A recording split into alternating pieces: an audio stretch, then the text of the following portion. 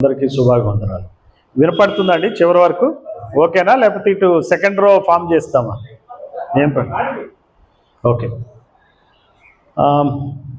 నాకు దాదాపుగా ఇప్పుడు 6 నెలలు అయింది. నేను ఇప్పుడు రాజకీయ నాయకుడిని. మీలో ఎవరైనా రాజకీయ నాయకులు ఉన్నారా?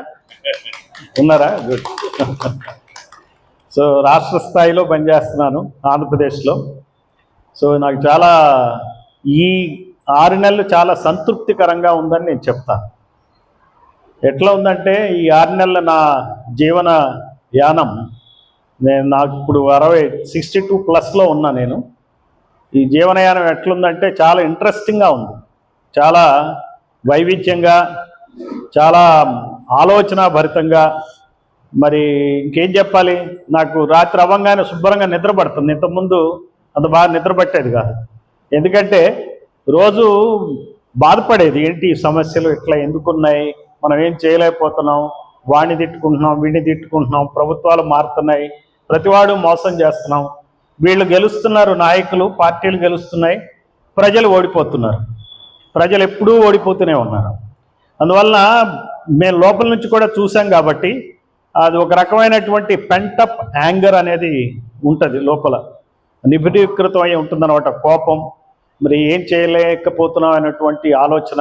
డిపార్ట్మెంట్లో కూర్చుని ఎంత చేసినా మనకు తెలుసు వెలితి ఎక్కడుందో. సో ఈ ప్రాసెస్లో ఈ గత 6 నెలల్లో నా ప్రయాణం అయితే నేను ఏదో ఒకటి చేస్తున్నాను అనేటువంటి సంతృప్తి అయితే కలిగించింది.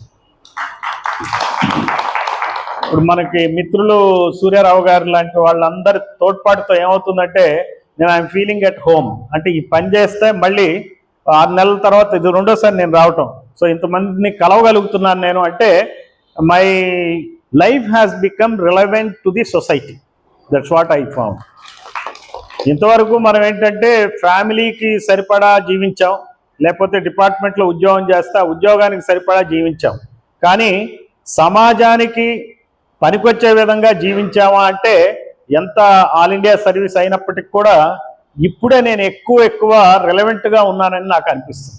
బహుశా రిలవెన్స్ వల్లనే కావచ్చు చాలా విషయాలు నాకు ఇప్పుడు అవగతం అవుతున్నాయి. ఇంతకుముందు తెలియని విషయాలు లేదా తెలుసు అనుకున్న విషయాలు మరింత స్పష్టంగా ఈ రోజున తెలుస్తున్నాయి. ఇప్పుడు మాట్లాడారు మన పెద్దలు, ఒక ఆయన అన్నారు, అడ్వకేట్గా చేస్తున్నారు మహేంద్ర గారు. ఆయన ఏమన్నారంటే మనం సాయం చేయాలి, pay back to the society అనే మాట. ఇప్పుడు ప్రభంజన్ గారు చెప్పారు, దానికి ఒక రాజకీయ రూపాన్ని ఇచ్చారు. మనం ఇలా చేద్దాం, ఇలా చేస్తే కానీ ఈ సమస్యలు పరిష్కారం కావు అనేటువంటి దృష్టిని ఆయన చెప్పారు.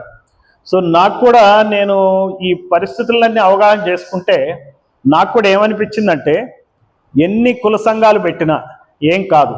కుల సంఘం మరి పెళ్ళి సంబంధాల వరకు పనికొస్తుంది, మళ్ళీ అక్కడికక్కడే ఎవరు గొప్ప అని చూపించుకోవడానికి పనికొస్తుంది ఆ సంఘాల మీటింగు.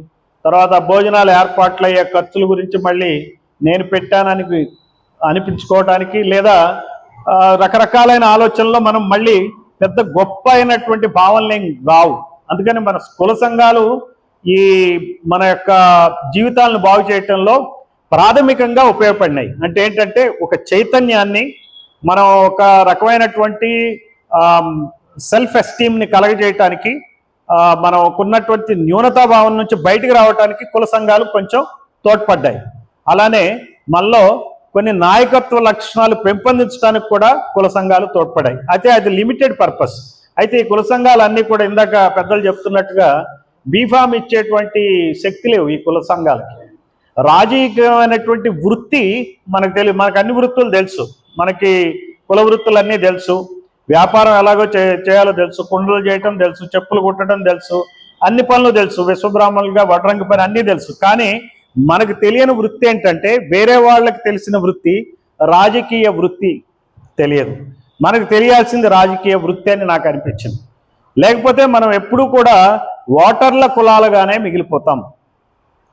ఈ ప్రజాస్వామ్య ప్రక్రియలో గత 77 సంవత్సరాలుగా జరుగుతుంది ఏంటంటే దాదాపుగా 200 కులాలు ఇంతవరకు అసెంబ్లీలో అడుగుపెట్టల. ఇంతకుముందు అసెంబ్లీలో ఉన్న కులాలు అంతరించిపోతున్నాయి. చూడండి, they are becoming politically extinct. Some of the caste communities which were represented in the assembly, they are not getting represented now, and about 200 communities are not at all entering the floor of the house.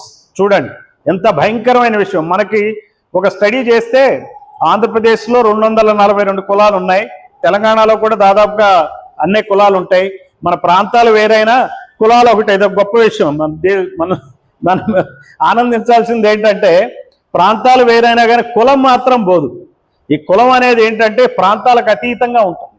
అసలు యాక్చువల్గా రాజకీయంగా కనుక చూసినట్టయితే అసలు సమస్య మన భారతదేశానికి ప్రజాస్వామ్యానికి కులమే పెద్ద సమస్య. కులాన్ని మించిన సమస్య లేనే లేదు.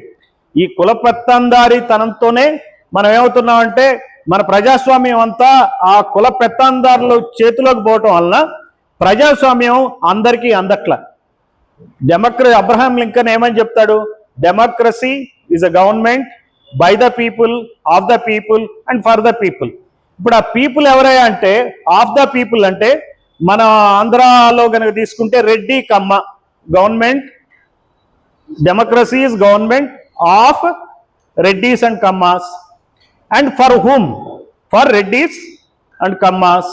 By whom? By Reddys and Kammas.